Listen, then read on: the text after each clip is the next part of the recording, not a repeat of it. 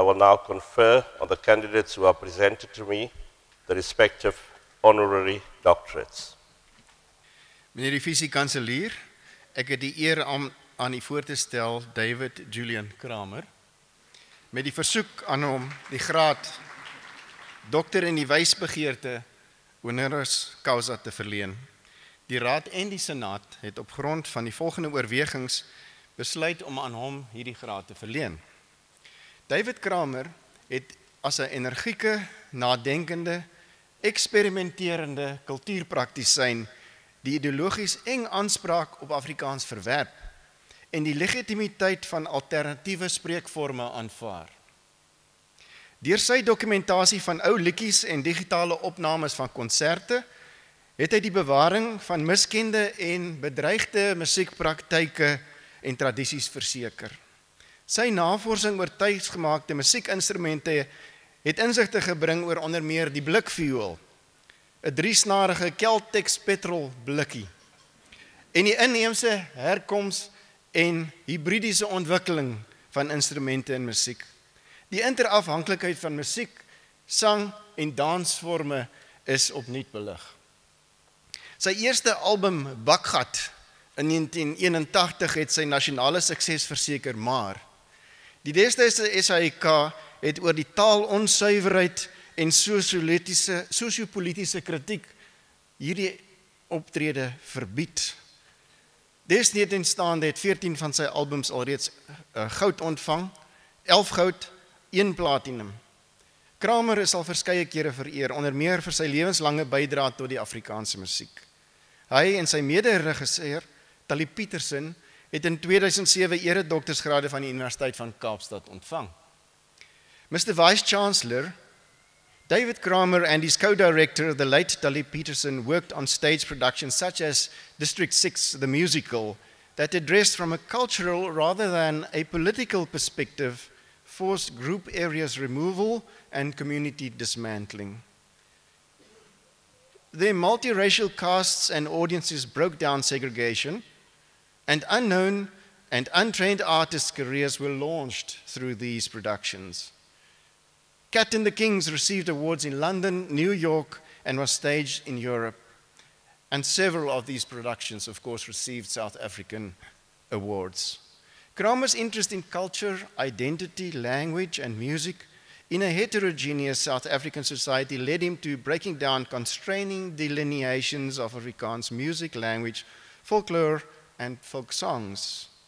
It acknowledged and elucidated a Creole heritage, particularly in the Western and Northern Cape and in the Karoo. His groundbreaking work explored musical styles and tradition among rural musicians from these regions. A strong ecological conscience took part of his activist orientation in his later work. Meneer die Visie-Kanselier, die invloed van kulturele kreolerisering op die Suid-Afrikaanse musiek, folklore en taal is ondersoek. Sedert 1999 het hy hom in sy eie projekte berywer vir die herwinning van plaaslike tradisies. Sy jarelange belangstelling in die verhouding tussen geskiedenis en vertelling het gelei tot folkloristiese musiektheaterstuk soos Die Belade van Koosas, waarin daar oor die onteiening van grond, die identiteit en die menswaardigheid in die vroeë 20ste eeu besin word. Kramer se projek Karoo Gitaarblues het miskende bedreigde musiekpraktyke en tradisies in die platteland ontsluit en so die nasionale musiekerfenis verryk. 'n Dokumentêre film oor sy soeke na inheemse musikante hiervoor het internasionale blootstelling aan die kunstenaars verleen. Meneer die Visie-Kanselier, ek versoek u graag om die graad dokter in die wysbegeerte honoris causa aan David Julian Kramer toe te ken vir sy merkwaardige bydrae tot Suid-Afrikaanse kultuurlewer as 'n nadenkende, eksperimenterende kultuurpraktisyn, veelsidige kunstenaar, liedjieskrywer, sanger, musikant, dramaturg en omgewingsaktivis, vir sy beligting van sosiale kwessies uit 'n kulturele perspektief en vir sy ontsluiting van miskende en bedreigde musiek, praktyke en tradisies ter verryking van ons nasionale musiekerfenis.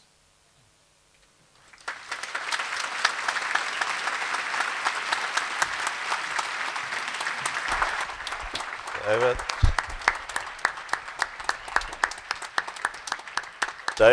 Julian Kramer, ek gee aan u en verleen aan u die graad dokter in die wysbegeerte honoris causa. Baie geluk en baie dankie vir al die werk.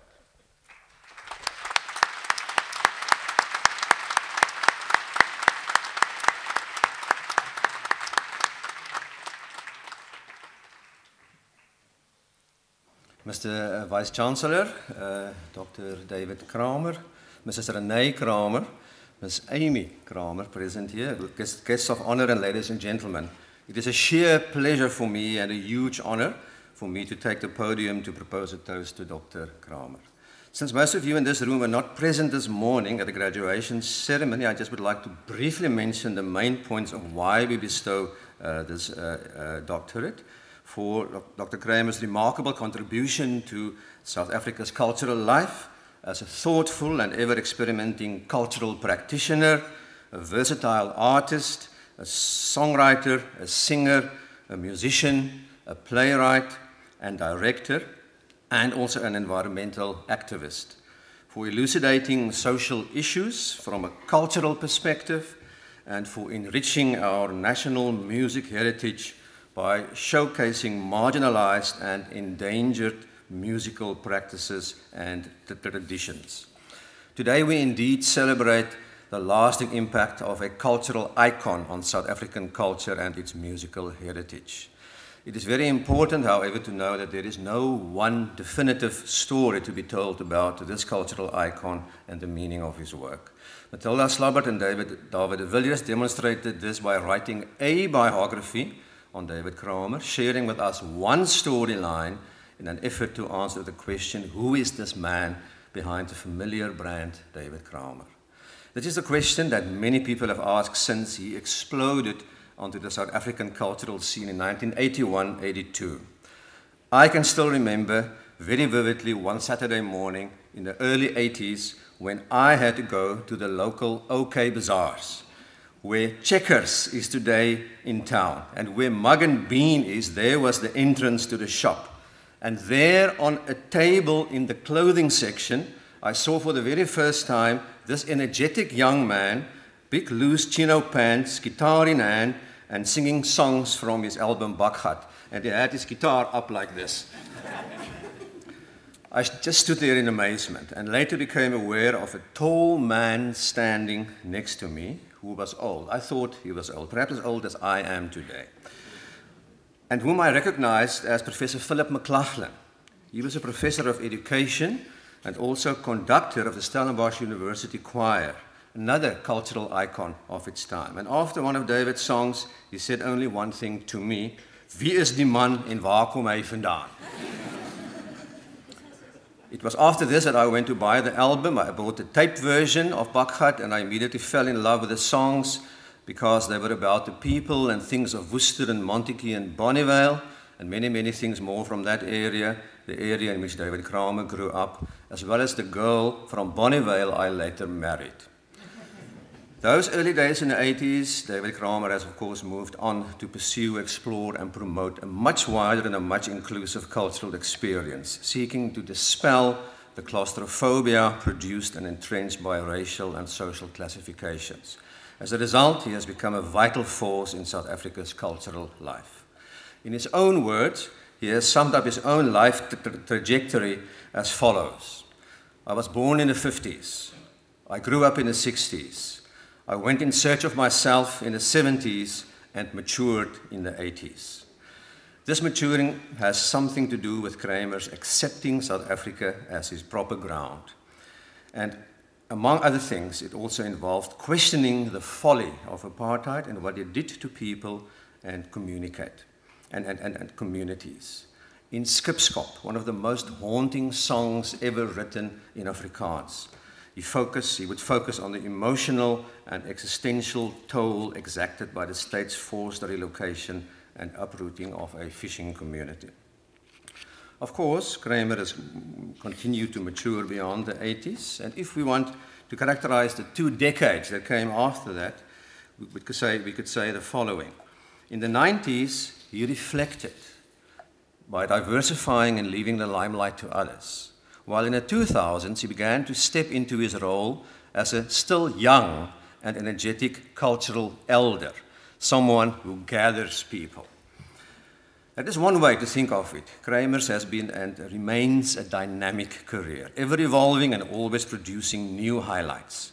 By way of conclusion, I would like to just draw attention to three aspects of his work. Firstly, Kramer is fundamentally an explorer and consequently has a mistrust of cultural boundaries, specifically when these serve to disable conversation and exchange in the attempt to maintain the status quo.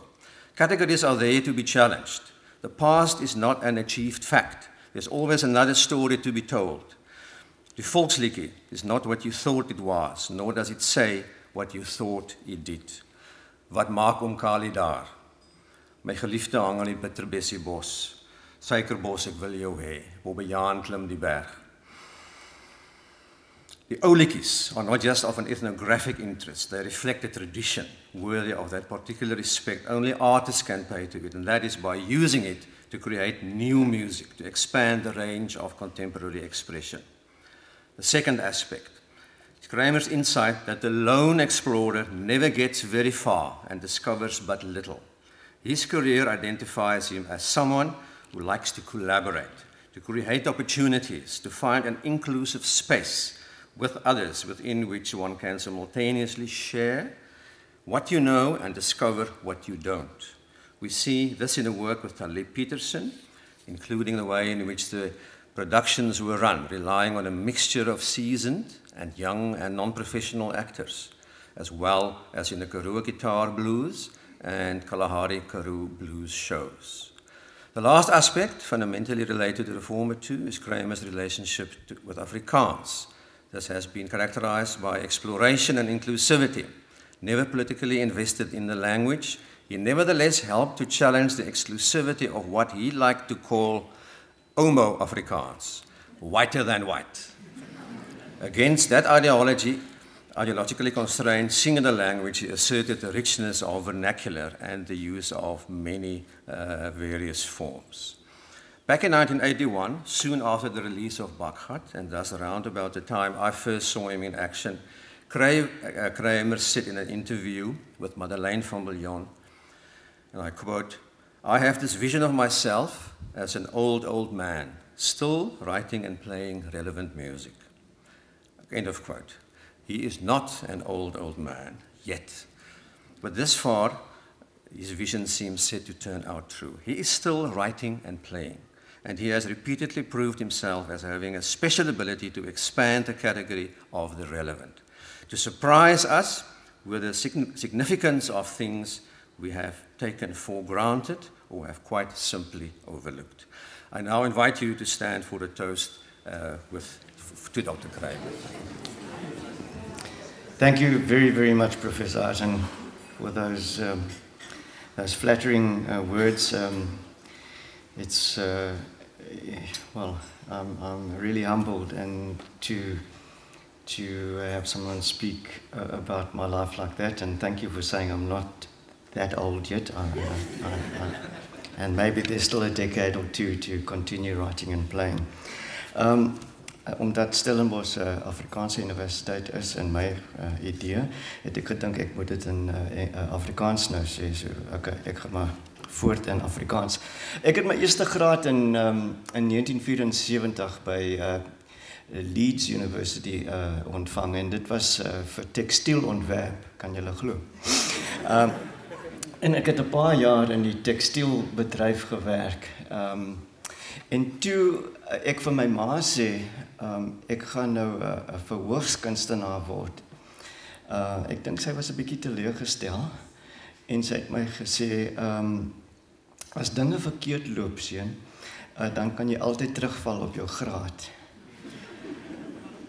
Nou na 40 jaar is daar nie meer 'n tekstielbedryf in Suid-Afrika nie. So gelukkig speel ek die gitaar. Die gedagte was altyd daar om verder te studeer. hoekom dit nou 40 jaar geneem het om my doktersgraad te kry, kan ek nou nie sê nie. Maar gelukkig speel ek die gitaar. So ek wil net baie dankie sê aan die Universiteit Stellenbosch. Dit is vir my vandag is 'n wonderlike eer en ek is so dankbaar dat julle aan my gedink het. En baie dankie aan Tilla Slabbert en David de Villiers. Want soos julle gehoor het, het hulle 'n biografie van my geskryf. En hulle het my baie slim laat voorkom. En ek dink dit is die rede hoekom ek hierdie doktersgraad gekry het. So dankie aan julle. En ek wil net sê toe ek daai boek kry, daai David Kramer biografie, ek kon nie ophou lees nie. Ek was so nuuskierig om te sien wat gaan met my gebeur. En ook baie dankie aan my familie en hulle ondersteuning. Veral my vrou Renée, sonder haar sal ek nou hier nie gestaan het nie.